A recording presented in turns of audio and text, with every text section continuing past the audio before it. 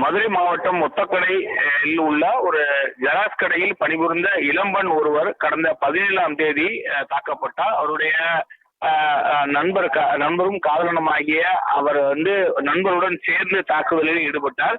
இது தொடர்பாக ஒத்தக்கடை காவல் நிலையத்தில் வழக்கு பதிவு செய்யப்பட்ட நிலையில் தற்போது தலைமறைவாக இருந்த சித்திக் ராஜா என்பவரை கைது செய்திருக்கிறார்கள்.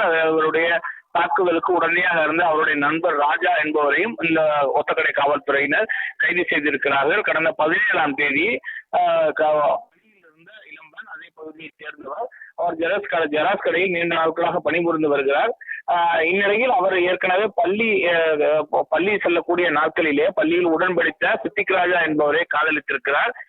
இந்நிலையில் 6 மாதத்திற்கு முன்பாக அவருடைய நடவடிக்கைகள் மற்றும் அவருடைய செயல்பாடுகளில் அதிருப்தி அடைந்த அந்த இளம்பெண் அவருடன் பேசுவதும் பழகுவதையும் நிறுத்தி இருக்கிறார். இதனால் அதிருப்தி அடைந்த அந்த சித்திக் ராஜா என்பவர் நேரடியாக பல்வேறு முறைகளில் தொலைபேசி வாயிலாகவும் நேரடியாகவும் காதலிக்க வற்புறுத்தி இருக்கிறார்.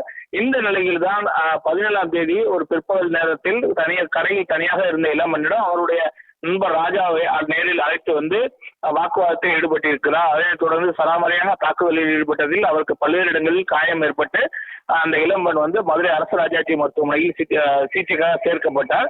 4 நாட்கள் சிகிச்சை எடுத்த பின்பு அவர் வீடு திரும்பி இருக்கிறார். இந்த நிலையில் ஒத்தக்கடை காவல் நிலையத்தில் இளம்பெண் கொடுத்த புகாரின் அடிப்படையில் வழக்கு பதிவு செய்து சித்திக் ராஜாவை தேடி வந்திருந்தார்கள். பல்வேறு தனிப்படை அமைத்து காவல்துறையை தேடி வந்த நிலையில் தான் சித்திக் ராஜாவையும் அவரது நண்பர் ராஜா என்பவரையும் கைது செய்து சிறையில் அடைத்திருக்கிறார்கள். விசாரணையின் போது கைது செய்ய முற்பட்ட பொழுது சித்திக் ராஜா தப்பியோட முயன்ற போது அவர் தடுமாறி விழுந்ததில் வலது கை உடைந்திருப்பதாக காவல்துறை தரப்பில் தெரிவிக்கப்பட்டிருக்கிறது. மருத்துவமனைக்கு சென்று அவருக்கு சிகிச்சை அளிக்கப்பட்ட பின்பு தற்போது சிறையில் அடைக்கப்பட்டிருப்பதாகவும் தெரிவிக்கப்பட்டிருக்கிறது. ஒரு வாரத்திற்கு மேலாக ஒரு தனிப்படை காவல்துறையினர் தீவிரமாக தேடி வந்த நிலையில் சித்திக் ராஜா கைது செய்யப்பட்டு அவர் தற்போது சிறையில் அடைக்கப்பட்டிருக்கிறார்.